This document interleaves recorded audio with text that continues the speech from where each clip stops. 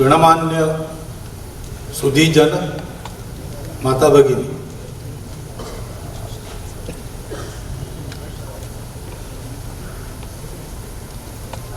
उत्सव मूर्ति ऐसा कहा गया मेरे बारे में।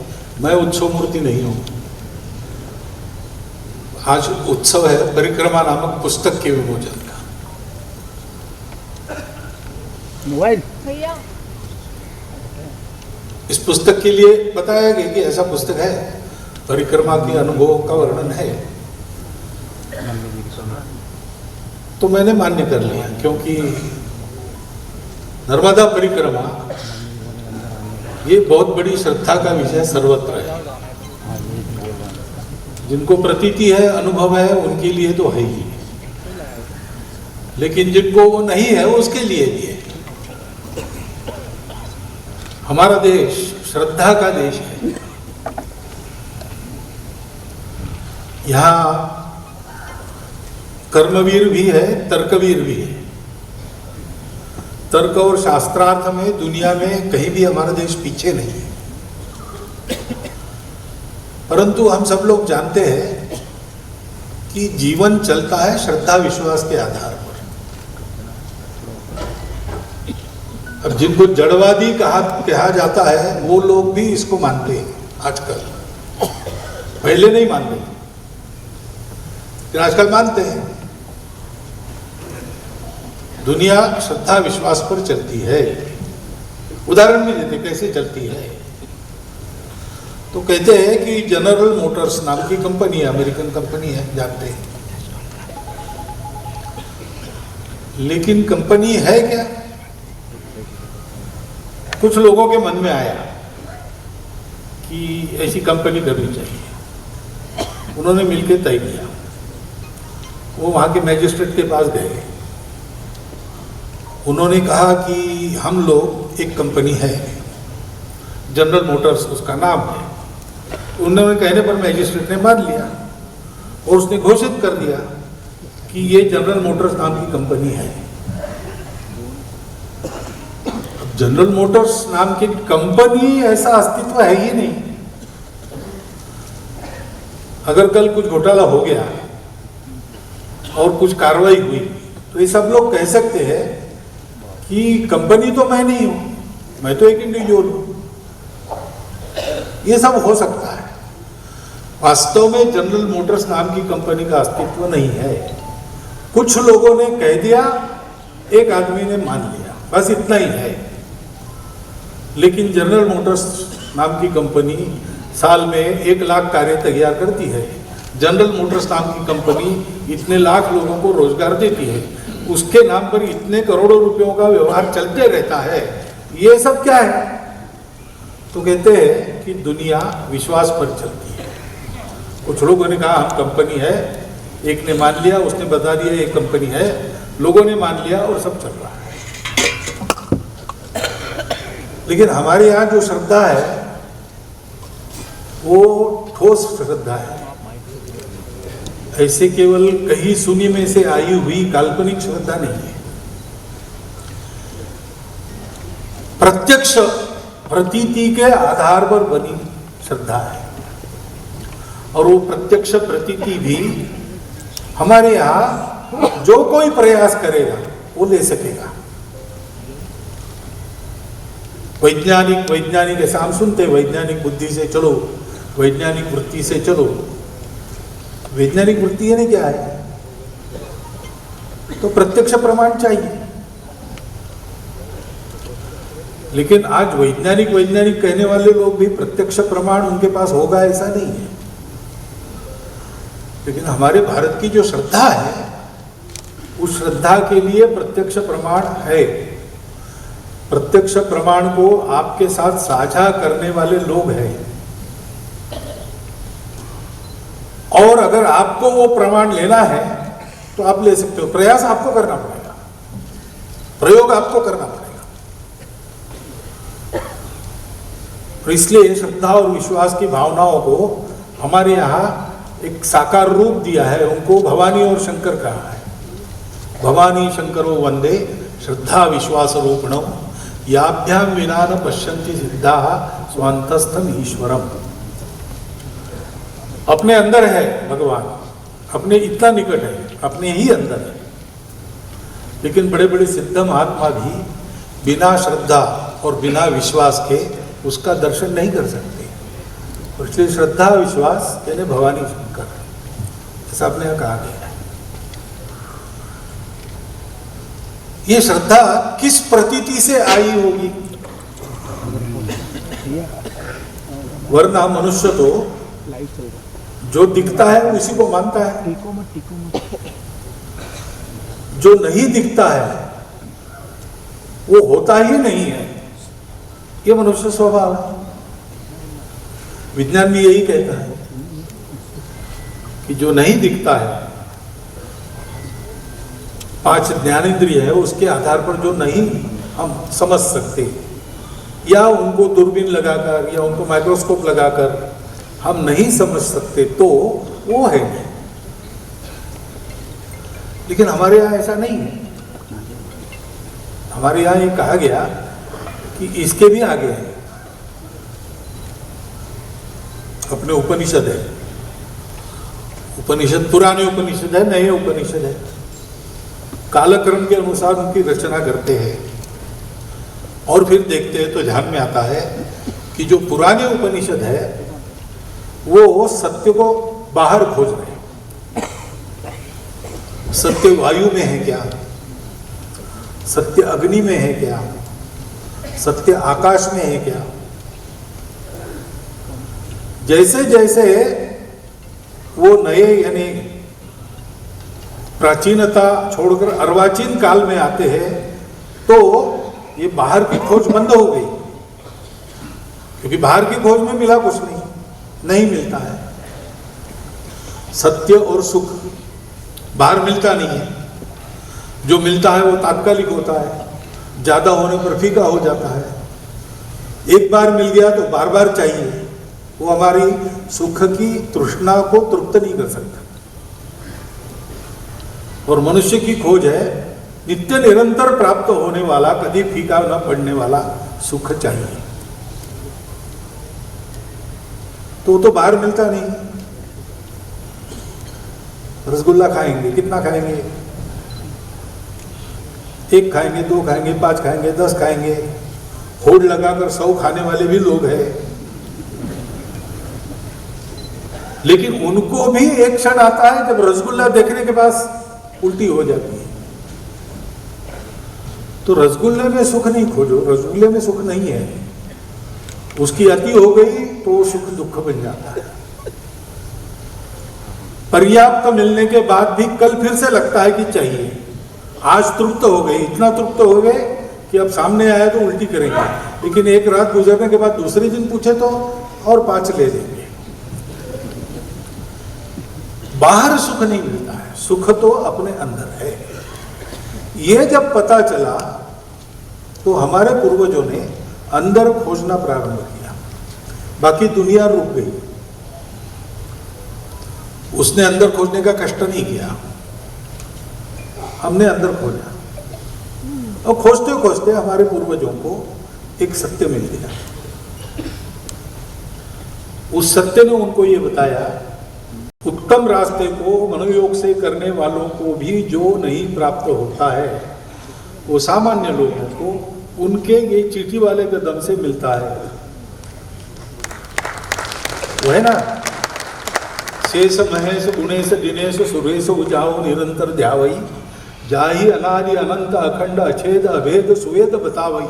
नारद से शुक व्यास रटे पछी हारी थके, पुनि पार न पावई। ताई अहीर की छोहरिया छछिया भरी छाछ पे नाच नचावे। तो हमारे पूर्वजों के उपकार है कि हम सबके लिए उन्होंने ये द्वार खोल दिया है। और इसलिए ये भाव बल अगर मन में है तो ये सुलभ है। ये सारा जो मैं क्या कह रहा हूँ शायद मुझे भी समझ में आएगा कितना पता नहीं, प्रतीति तो बिल्कुल है नहीं, लेकिन ये समझ में ना आने वाली बातें भी नर्मदा किनारे पर जाकर बैठो, जैसा स्वामी जी ने कहा, बस एकाग्र होके देखो नर्मदा जी का दर्शन करो। बस इस नाटक वाली दुनिया से अलग होकर अपने असली स्व में आ जाते हो।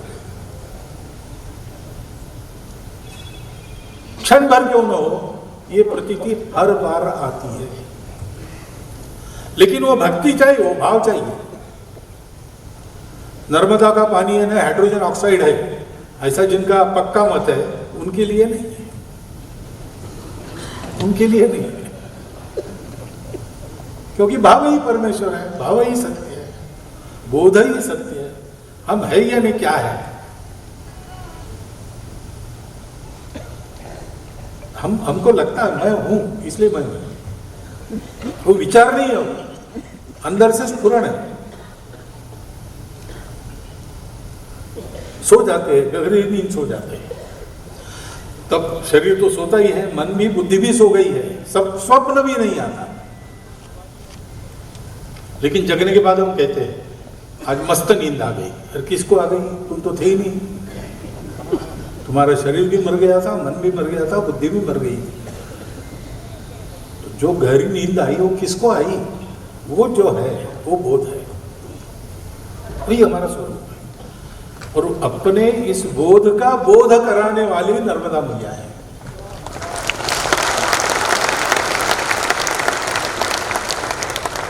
उसकी अनुभूति ले सकते, सब लोग ले सकते। वो मैया है, वो योग्यता नहीं देखती। मेरा पुत्र मेरिट में आने वाला विद्यार्थी है कि स्कूल छोड़कर इधर उधर दंगा करने वाला असमंजस ऐसा बालक है, वो देखती नहीं, वो अपना बालक है, वो दोनों को देती है, समान देती है। थोड़ा जाकर बैठो वहां पे। ऐसा ये सर्वत्र देखने की जो शक्ति है वो हमारे पूर्वजों ने हमको जो भाव दिया है उस भाव के कारण मिली है। वो महत्व की बात है। भारत का अस्तित्व उस भाव के कारण है, और भारत का अस्तित्व उस भाव के लिए है। क्योंकि ये भाव नहीं है मन में, इसलिए सारी समस्याएं हैं। इसको आप भक्ति कहो, इसको आप अपनापन कहो, आत्मीयता कहो, हम सब एक है। तो पेड़ और मैं भी एक हूं, नदी और मैं भी एक हूं, पहाड़ और मैं भी एक हूं। भगवान सर्वत्र है, सर्वत्र पवित्रता है, कहीं भी अपवित्रता नहीं है। आप तो लोगों को भी होगा ना, लोगों को जाते जाते गलती में कुछ किताब पढ़ी है नीचे और आपका पैर लग गया, तो कुछ लोग तो तुरंत झुककर नमस्कार करते हैं, कुछ लोग जाते जाते ऐसा कर लेते हैं, लेकिन करते जरूर है, क्योंकि हमको बचपन से यही पढ़ाया है, वो विद्या है। अरे वो कागज है, कागजों का पुलिंदा नहीं, वही विद्या है, वो सरस्वती माँ है। उसमें पवित्रता है, उसमें चैतन्य है। सब जगह इस चैतन्य और पवित्रता को देखने का भाव जो भारत को दिया है, उसके चलते भारत जब सिरमौर देश था 3000 वर्षों तक दुनिया में कोई कला नहीं हुआ है, पर्यावरण कभी बिगड़ा नहीं है, तकनीकी प्रगति बड़ी ऊंची थी, परंतु पर्यावरण नहीं बिगड़ा। मनुष्य का जीवन सुखी था, मनुष्य का जीवन सुसंस्कारित था। अब प्रमाण है, एक विलियम डैलिरिपल है, उसकी नई पुस्तक आप पढ़िए, the golden way, golden gate,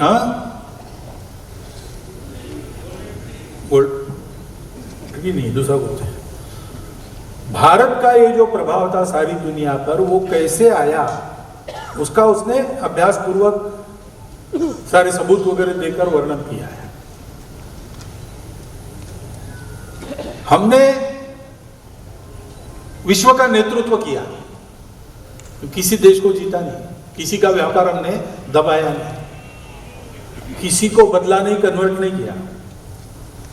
जहां गए वहां हमने सभ्यता दी, वहां हमने ज्ञान दिया, शास्त्र सिखाए, जीवन को उन्नत किया। प्रत्येक राष्ट्र की अपनी पहचान थी, सब थी, लेकिन आपस में एक सुसंवाद चलता था। वो आज नहीं है। मनुष्य के हाथ में इतना ज्ञान आ गया है कि बहुत सी बातें वो प्रत्यक्ष करता है जो हम पहले प्रत्यक्ष नहीं कर सकते थे। परंतु ऐसा होने के बाद भी ज्ञान विज्ञान बढ़ा, लेकिन संहार भी बढ़ा। तथाकथित विकास हुआ, लेकिन पर्यावरण भी बिगड़ा। मनुष्य उन्नत बना भौतिक दृष्टि से, लेकिन परिवार टूटने लगे, आपस में पटती नहीं, माता पिता को रास्ते पर लोग छोड़ देते, संस्कार नहीं है। ऐसी विकृति आ गई नई पीढ़ी में कि ये मांग होती है कि वो अगर मानता है कोई लड़का कि मैं लड़का नहीं लड़की हूं, तो कहना चाहिए हाँ तू हो, उसको दबाव मत। वो कहता है कि मैं सियार हूं, वो मानना चाहिए। ऐसे विकृत प्रवाह चलने लगे। 2000 वर्षों में ये हालत हो गई, सब प्रकार के प्रयोग हो गए। क्या नहीं है, बस यही नहीं है, भाव नहीं है, भक्ति नहीं है, यानी जुड़ना नहीं है। अपनापन जोड़ता है, वो अपनापन नहीं है, क्योंकि हमारा संबंध है ये बताने वाला कुछ नहीं है। वो लोग नदियों को मैया नहीं कहते, कह नहीं सकते। अमेज़न मैया ऐसा नहीं कहेंगे, मिसिसिपी मैया ऐसा नहीं कहेंगे। हमारे यहाँ अपने गांव की स्थानीय नदी है, छोटी सी है, गर्मी में सूख भी जाती है, लेकिन लोग उसको भी मैया कहते हैं, उसको भी गंगा कहते हैं। ये भाव है, सुशिक्षित अशिक्षित सब में है, गरीब अमीर सब में है। पूजा किसी की कोई हो, ये भाव सर्वत्र है। अपनापन, संबंध। उस गांव में गए, पानी नहीं पिएंगे यहाँ, क्योंकि क्या हो गया? नहीं, हमारे गांव की लड़की आ गई है। अरे तुम्हारे गांव की लड़की तुम्हारी कुछ है क्या? नहीं नहीं, वो दूसरी जाति की है, लेकिन हमारे गांव की लड़की आती है, तो समझी के आप पानी नहीं पिए। हमारे गांव की लड़की गई तो हमारे समझी बन जाते हैं। ये जो रीति है, ये जो नीति है, वो मन के भाव से आती है। और इसलिए हमेशा हम विकास की अगर अपने विचार से सोचेंगे तो यही सोचेंगे कि बिना कुछ बिगाड़े हम आगे बढ़े।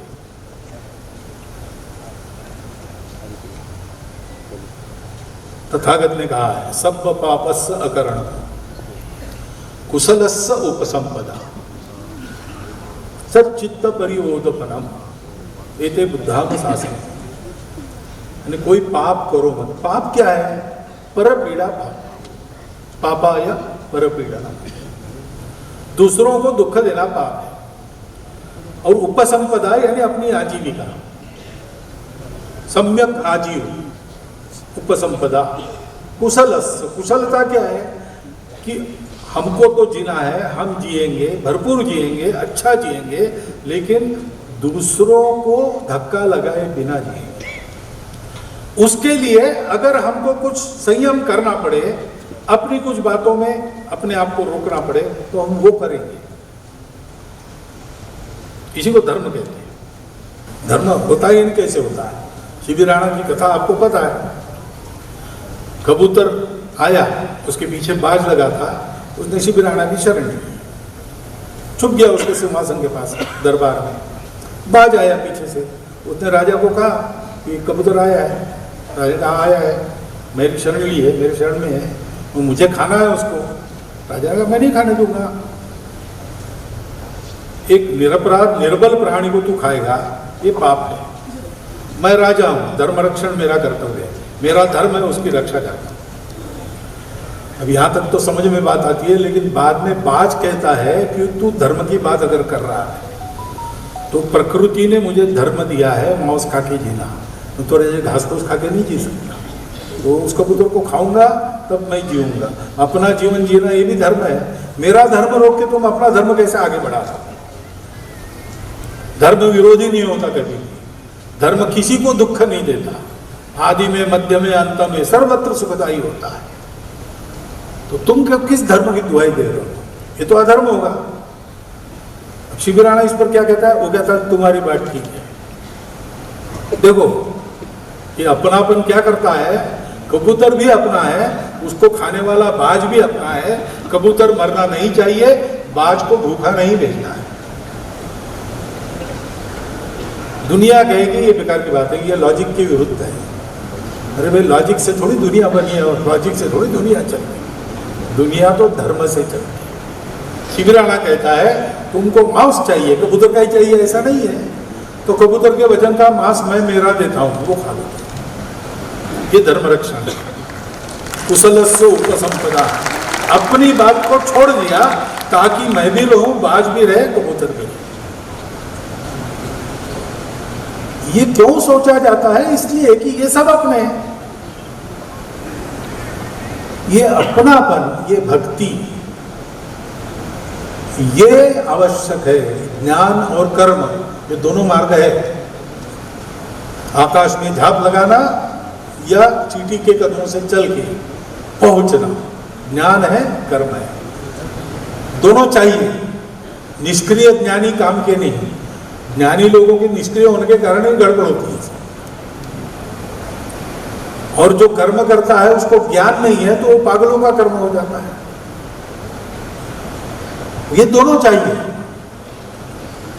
दोनों पंखों से पक्षी उड़ता है ना,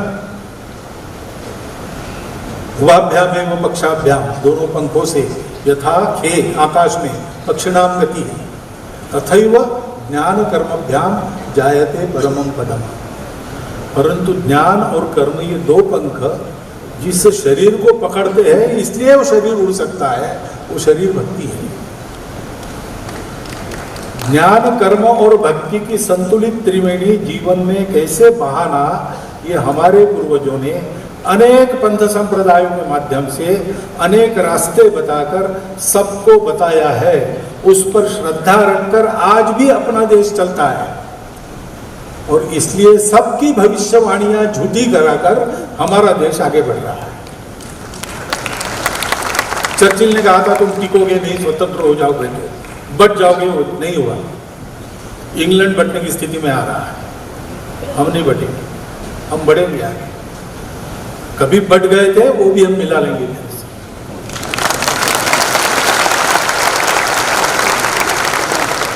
क्योंकि ये जीवन विद्या हमारे पास है और जीवन विद्या हमारे पूर्वजों ने दी।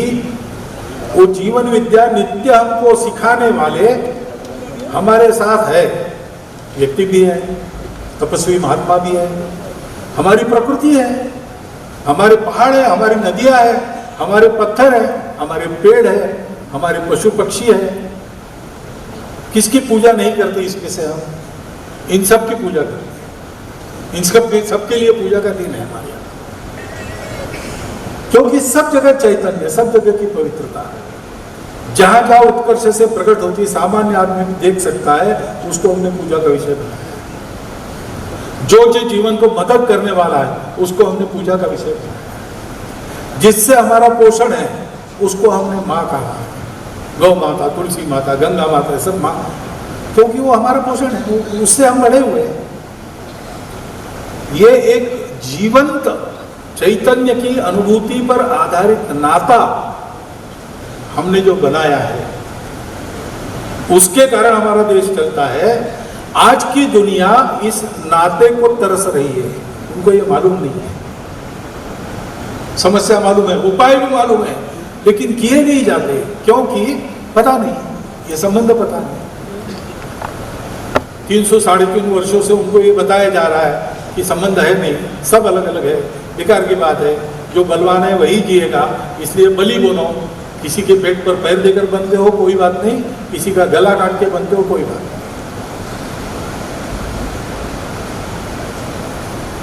गला काटने का काम, जेब काटने का काम केवल दर्जी करते थे पहले, और सारी दुनिया कर रही है। और उनको पता नहीं, जानते हैं इससे गड़बड़ है, लेकिन रुक नहीं सकते, क्योंकि वो विश्वास नहीं, वो श्रद्धा नहीं। इस श्रद्धा विश्वास के संबल पर खड़ा होकर अपने देश को बड़ा करना और संपूर्ण विश्व को ये श्रद्धा विश्वास देने वाला धर्म देना, ये कर्तव्य हमारे सामने है। तो इस कर्तव्य के लिए हमारी तैयारी कैसे होगी? ज्ञान विज्ञान से तो होगी, परंतु हमको फिर से इस भाव में अपने आप को स्थिर करना है। और जो पुस्तक है, पुस्तक आराम से पढ़ना, क्योंकि बहुत जटिल है, समझ में आने के लिए समय लगना ही है। वो ज्ञान बड़ा जटिल है, वो प्रतीति है तो तुरंत समझ में आता है, नहीं तो समझना पड़ता है। बुद्धिगम्य पूरा का पूरा नहीं होता है, श्रद्धा रखकर ही पढ़ना आता है समझना बाद में। परंतु तो पुस्तक का विषय ही यही है। परिक्रमा में जो कुछ प्रहलाद जी को बोध मिला होगा, उस बोध को सरसरी मैंने जो पढ़ा है, पूरे पुस्तक को सरसरी देख लिया मैंने, उसमें तो यही है कि मैं और मेरा छोड़ो, अंतःकरण पवित्र करो, उसमें स्वार्थ बिल्कुल मत रखो, कर्तव्य कर्म करते चलो, सबको अपना मानकर चलते जाओ, सब होता है। ये संदेश देने वाला वो पुस्तक है। और इसलिए परिक्रमा पुस्तक का विमोचन करना है, ऐसा उन्होंने कहा। मैंने कहा ठीक है, मैं आता हूँ। मैं यहाँ नहीं था, नागपुर से आया और वापस नागपुर जाऊँगा। तो पुस्तक इतनी महत्वपूर्ण है, इसलिए मैंने इसके लिए आना स्वीकार किया। बाकी परिक्रमा तो उन्होंने की है, प्रतीति तो उन लोगों को है। मुझे कुर्सी पर बिठाया है संघ ने, इसके लिए आजकल मुझे बुलाते हैं, लेकिन संघ में भी प्रतीति मिलती है कुछ बातों की। संघ का काम ऐसा है। उसके बल पर मुझे जितना समझ में आया, मैंने आपके सामने चिंतन के लिए रख दिया है। इसमें जो गलतियां हैं वो मेरी है, जो सही है वो अपनी परंपरा का करोड़ों वर्षों से चलता आया हुआ है, उस पर चलना है। इतना ध्यान में रखिएगा, ये एक अनुरोध करता हूँ और मेरा ये भाषण समाप्त करता हूँ।